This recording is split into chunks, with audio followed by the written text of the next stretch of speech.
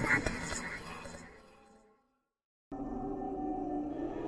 did you let him kill me?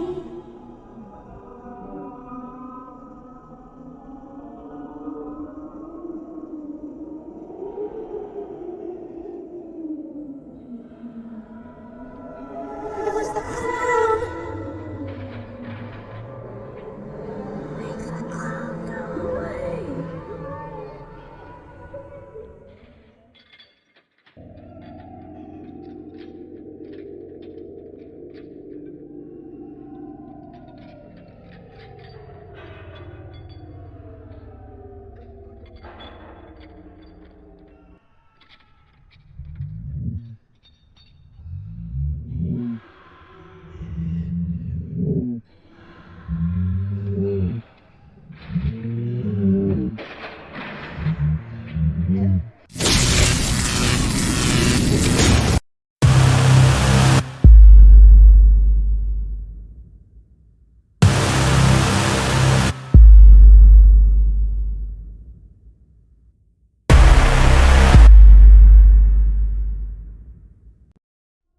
Пролог. Приказ номер 0427.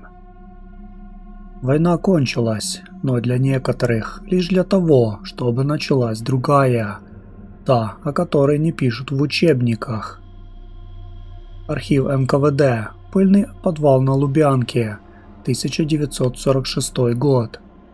Младший лейтенант госбезопасности Илья Ребров перебирал папки, отправленные в бессрочное хранение. Среди стандартных дел о врагах народа он наткнулся на странный конверт из крафтовой бумаги. На конверте не было грифа «Совершенно секретно», но стоял лиловый штамп. К прочтению категорически не обязательно. Уничтожить без вскрытия.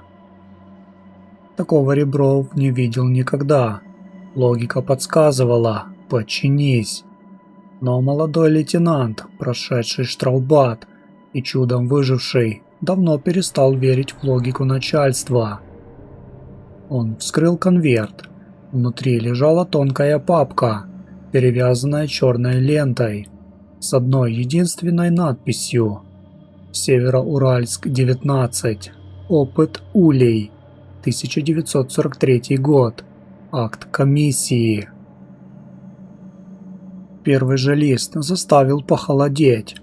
Это был акт о ликвидации. Не объекта, не документа. Целого города. Закрытое административно-территориальное образование Североуральск, 19.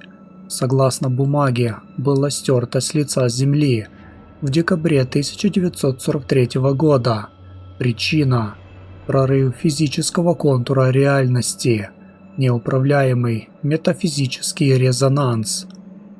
Ребров усмехнулся. Он слышал про Североуральск, секретный город, где ковали оружие для фронта. Но чтобы прорыв реальности? Это было похоже на бред сумасшедшего академика. Однако, перевернув несколько страниц, он увидел фотографии. Снимки были сделаны ночью, при свете прожекторов.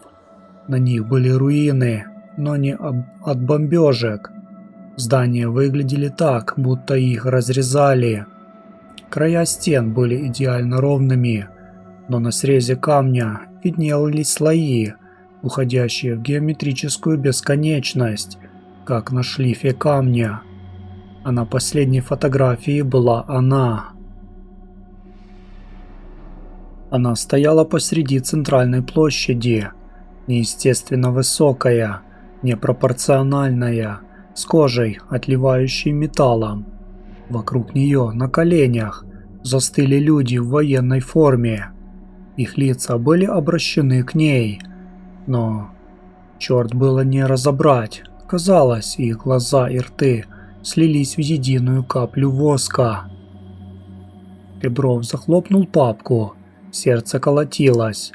Он спрятал конверт в свой сейф под подкладку, нарушив все инструкции. Он должен был узнать правду. И эта правда пришла к нему через год, когда его, уже капитана, вызвали в кабинет к самому Берии. Берия долго молчал, затем он подвинул через стол новый приказ с тем же лиловым штампом, но теперь гриф был иным. Особая папка, пожизненно. «Капитан Ребров», голос наркома звучал как шелест пергамента, «вы проявили инициативу, вы нашли то, что мы потеряли. Теперь вы поедете туда и вернете нам ключ». «Ключ?» – переспросил Ребров. «Проект Улей». Берия прищурился. «Это не оружие, капитан. Это ловушка, и она сломалась. Мы думали, город уничтожен, но вчера приборы службы времени зафиксировали всплеск в той зоне. Кто-то или что-то снова открыло тоннель». Реброву дали группу, 8 человек. Все из спецконтингента. Люди, которым нечего было терять. Зэки-смертники, пара провинившихся сотрудников и один физик, сосланный за троцкизм, профессор Зимин. Им сказали, что они едут в геологическую экспедицию. Они верили, Ребров нет. Глава 1. Дорога в никуда. Поезд шел 3 суток. За окнами мелькала бесконечная тайга, сменяющаяся уральскими скалами. Чем ближе к пункту назначения, тем страннее становилась местность. Всю дорогу профессор Зимин что-то бормотал, перебирая старые расчеты. «Капитан!» – обратился он к Реброву, когда поезд остановился на полустанке, название которого не было на карте. «Вы читали дело Улья?» «Кратко», – ответил Ребров. Это был аналог филадельфийского эксперимента, но наш русский, зашептал Зимин. Идея заключалась в создании резонатора, высокочастотный генератор, который должен был создать поле, нейтрализирующее любую взрывчатку противника. Понимаете? Мы хотели сделать так, чтобы их снаряды не взрывались. И что пошло не так? Мы попытались заставить вибрировать само пространство на частоте сознания человека. Мы думали, что сможем управлять реальностью с силой мысли. Но пространство, оно живое. Когда мы влезли в его структуру, оно отреагировало. Оно создало эхо. Эхо нашего страха, нашей агрессии. «И это была та женщина?» – спросил Ребров, вспомнив фото. Зимин побледнел. Это был не человек, это был образ, коллективный образ безумия, вырвавшийся наружу. Ее назвали «Матерь Улья».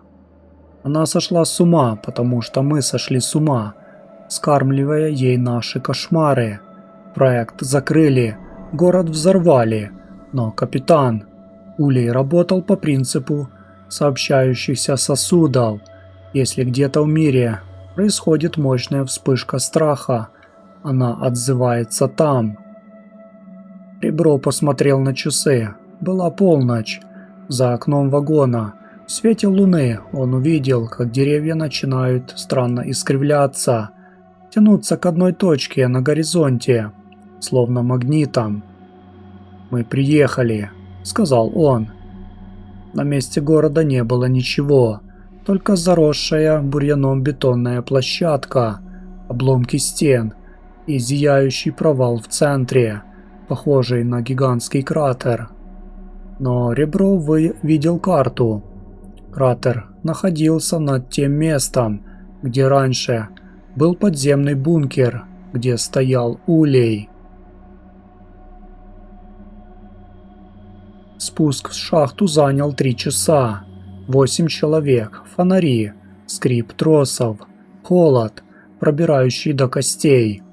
Чем глубже они спускались, тем сильнее в воздухе пахло озоном и сжженной известью, а еще медом, тягучий приторный запах.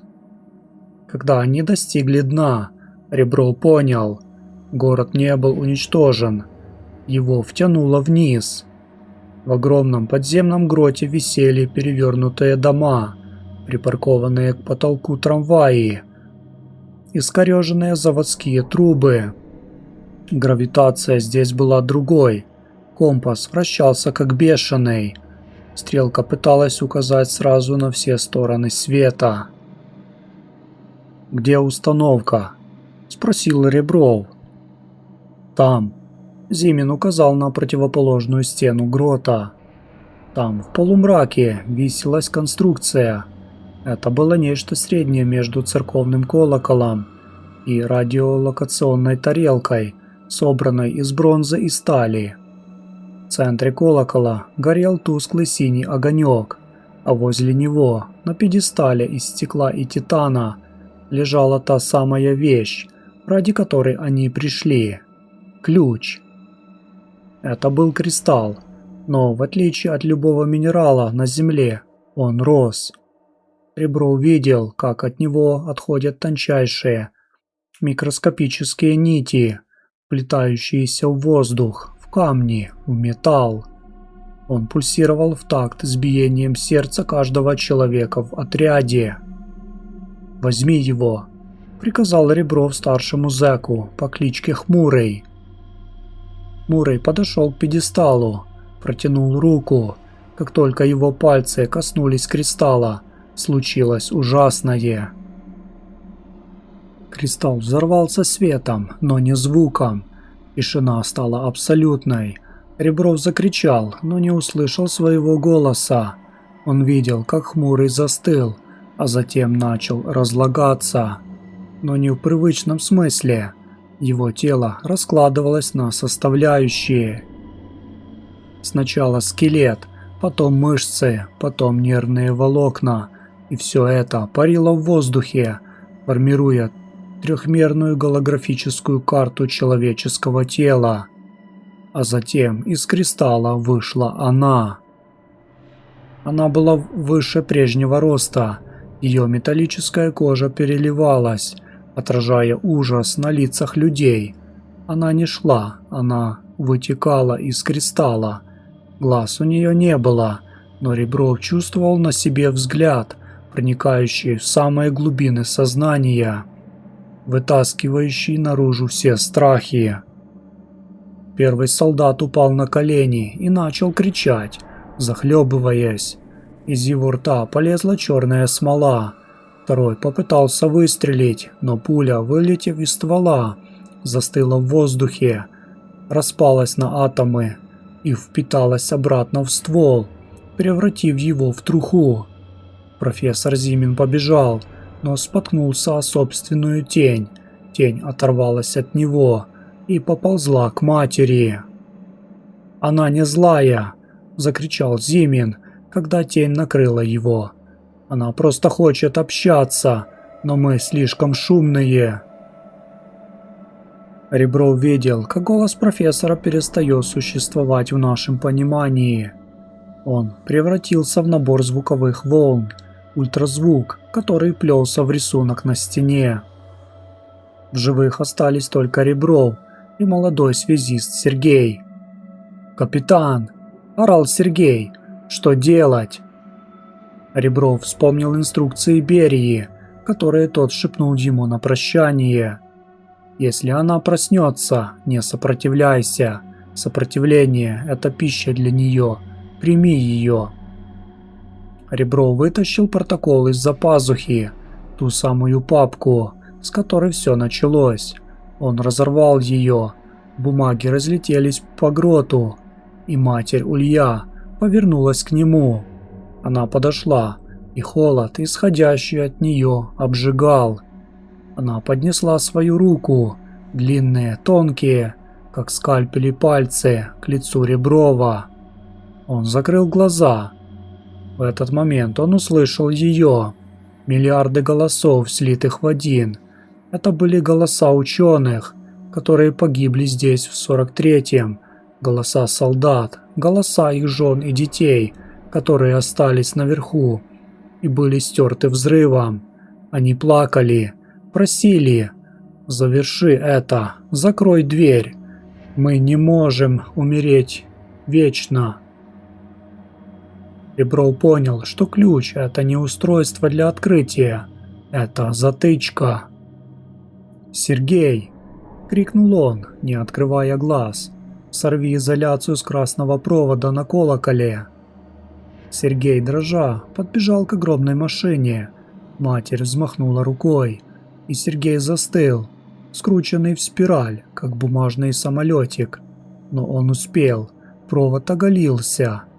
Ребров резко выдохнул, оттолкнулся от чудовища и, схватив кусок арматуры, замкнул контакты. Установка взревела, синий огонь сменился багровым, вся подземная полость заполнилась вибрацией. Реброва швырнула к стене. Матерь закричала, но это был не крик боли, а крик облегчения. Ее форма начала распадаться, превращаться в туман, утягиваемый обратно в кристалл. Вместе с ней в кристалл втягивали все предметы, все тела погибших, все останки города. Взрыв был ослепительным. Эпилог. Итоговый протокол. Илья Ребров очнулся в медсанчасти. Он лежал в больнице в Екатеринбурге. Врачи сказали, что его нашли в тайге, без сознания, в 100 километрах от места предполагаемой высадки. С ним был только чемодан. В чемодане под слоем грязных вещей лежал все тот же кристалл, но теперь он был мертв, серый, как обычный булыжник. Через неделю к нему в палату вошли люди без погон, в штатском. Они забрали кристалл. И они сказали ему то, что он хотел услышать больше всего. Проект «Улей» окончательно закрыт. Североуральск, 19, стерт из всех архивов. Его миссия выполнена. Однако, когда Реброва выписали, он пошел в местную библиотеку и взял подшивку старых газет за 1943 год. Найдя статью о трудовом подвиге уральцев, он увидел фото города Североуральск-19. Он смотрел на него, но не узнавал улиц. Вместо них на фото была та же матерь, которая смотрела прямо в объектив фотографа. Но на этот раз она не была чудовищем. На снимке она стояла у ворот завода и улыбалась, держа в руках собственный танк. Ее глаза были наполнены человеческим теплом. Ребров перевернул фотографию. На обороте химическим карандашом было выведено: «На добрую память от работников завода номер 19. Проект «Улей. Наша надежда. 1943 год». Он не понял, что это. Галлюцинация, привет из параллельной реальности, или послание от того города, который они уничтожили, но который все еще здесь, по ту сторону реальности. Ребров отложил газету, закрыл глаза. В тишине читального зала ему послышался едва уловимый, сладковатый запах меда, доносящийся из вентиляции. Он понял, что ключ был не затычкой, а передатчиком. И замкнув контакты, он не закрыл дверь, он просто сменил замок. И теперь ключ был у них, у тех, кто в штатском. Но кто знает, что они откроют им в следующий раз. И откроют ли? Ребров вышел на улицу, где ярко светило солнце, и вдохнул свежий воздух.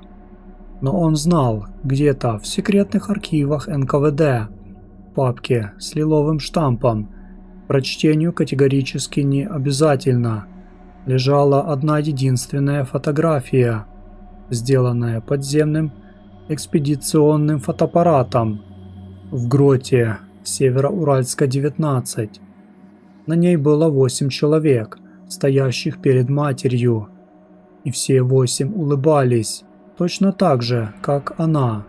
Они стояли по ту сторону объектива, внутри, а Ребров стоял снаружи, в мире, где война окончена. Но истинная война за право называться человеком только началась. Он сжал в кармане кусочек расплавленного стекла, который прихватил из грота. Стекло было теплым, хотя камень не может быть теплым. Оно пульсировало медленно в такт его сердцу.